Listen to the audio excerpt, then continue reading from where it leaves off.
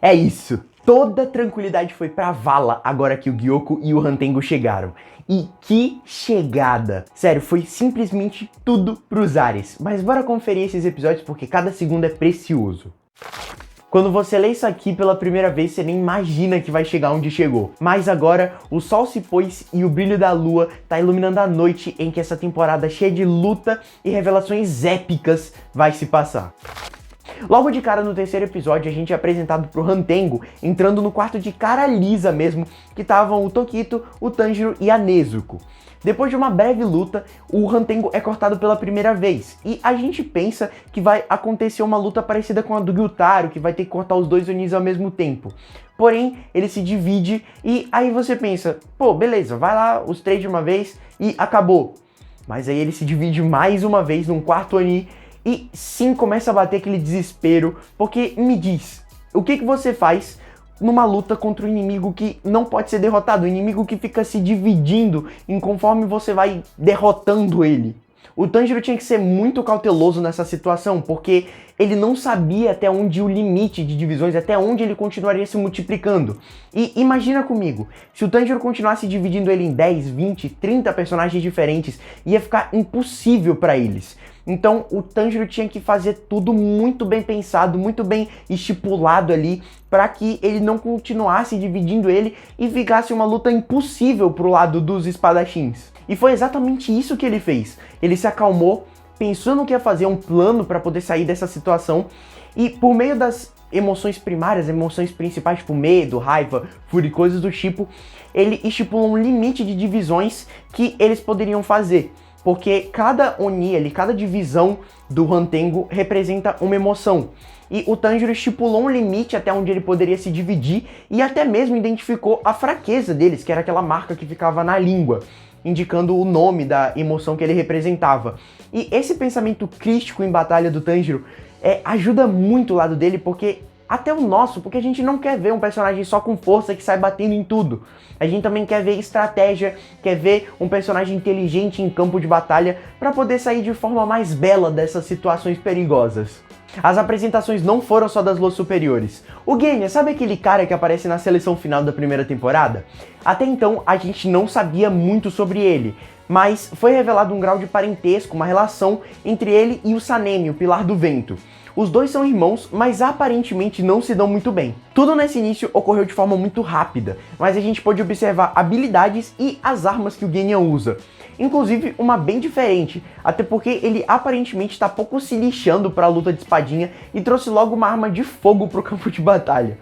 Inclusive, ela tira projéteis com o mesmo metal das espadas Nichirin. E já respondendo uma pergunta, sim, ele pode, e não só pode, como já causou dano nos Onis. Desde a reunião entre as luas superiores, a gente tá vendo que o Hantengo não é lá o Oni mais confiante. Pode me dizer, lá naquele início você se perguntou como que ele era a lua superior 4, não é?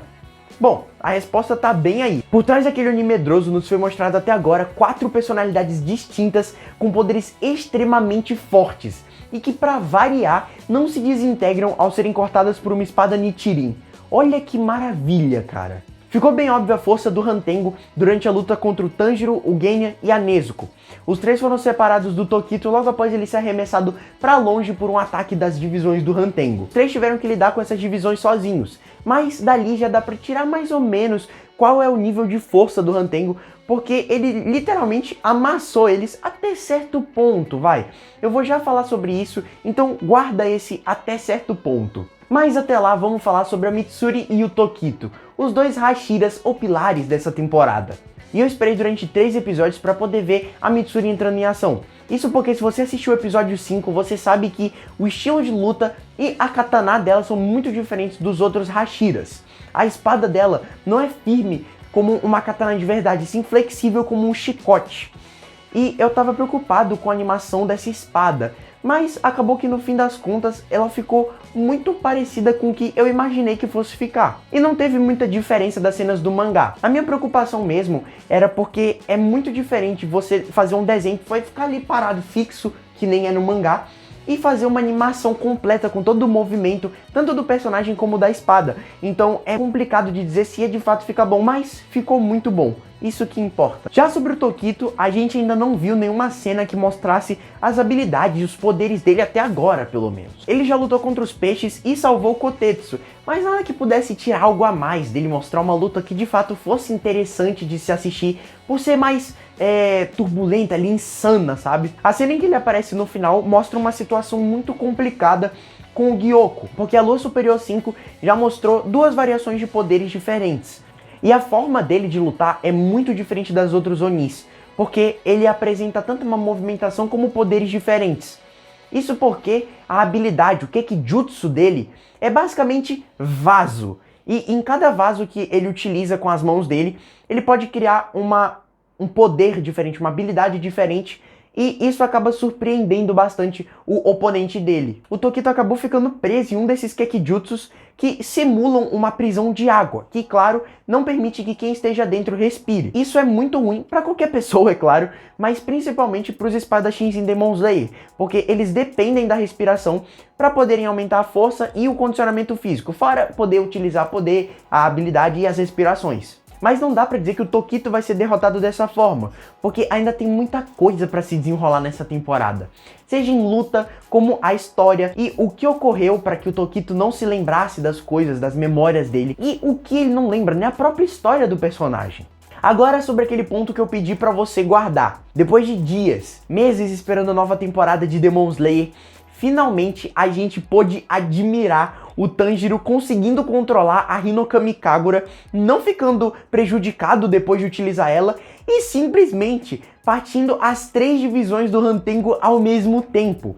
E é por isso que eu falei que ele tava ganhando até certo ponto, e esse era o ponto. A Nezuko cobriu a Nichirin do Tanjiro de sangue para poder usar seu Kekijutsu e literalmente atear fogo nela. E nos é mostrado mais uma memória herdada do Tanjiro.